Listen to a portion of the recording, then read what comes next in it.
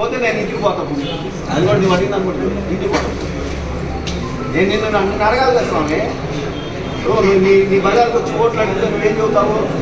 నేను నువ్వు వేస్తావు, నీ పక్కన చెప్పాలి కదా. నువ్వు బజార్ అయిపోతే ఏం చెబుతావు నువ్వు?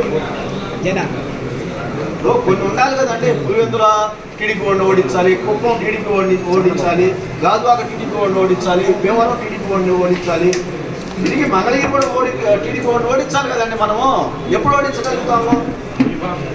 మనం పని చేసినప్పుడే ఓడించగలుగుతాము. అసలు మీకు ఇంకోటి కూడా చెబుతానండి.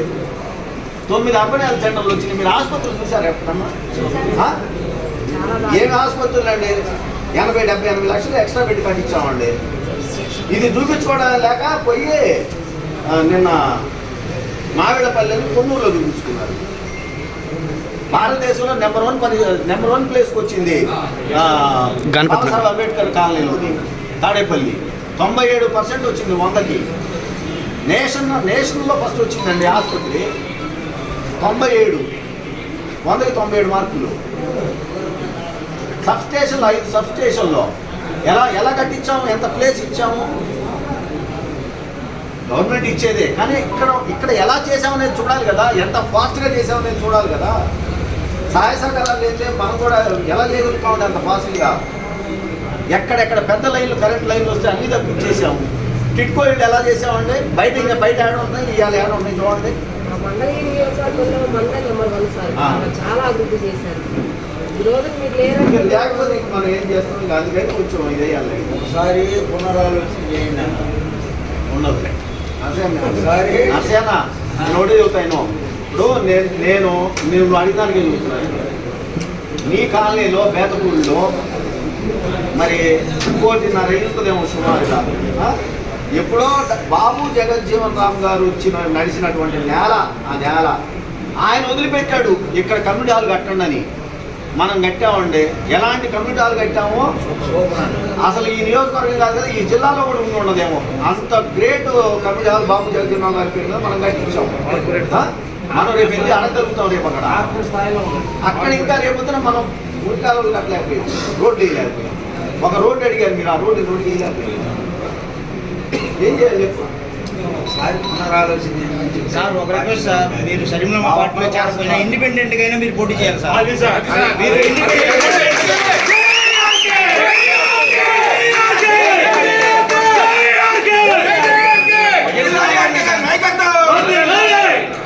నేను వెళ్ళేది మాత్రం షర్మిలమ్మతోటేనాయా. రాజశేఖర రెడ్డి గారిని వదిలిపెట్టను సార్. ఎందుకు ఏందనేది రేపొద్దున ఆమె చేరిన తర్వాత చెప్తాను. ఒకవేళ చేరకపోయినా, షరీంలమ్మ గారు ఒకవేళ చేరకపోయినా మీరు మాత్రం నియోజకవర్గంలో ఇప్పుడు ఎందుకు మనం అంటే మేము ఉంటాం సార్.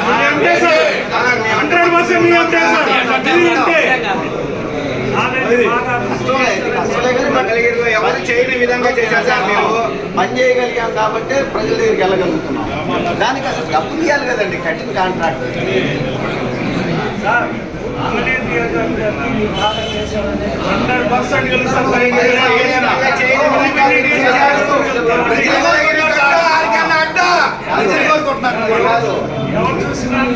పోస్టులు తెలుగుదేశం టైంలో ఎన్ని పోస్టులు అమ్ముకున్నారండి?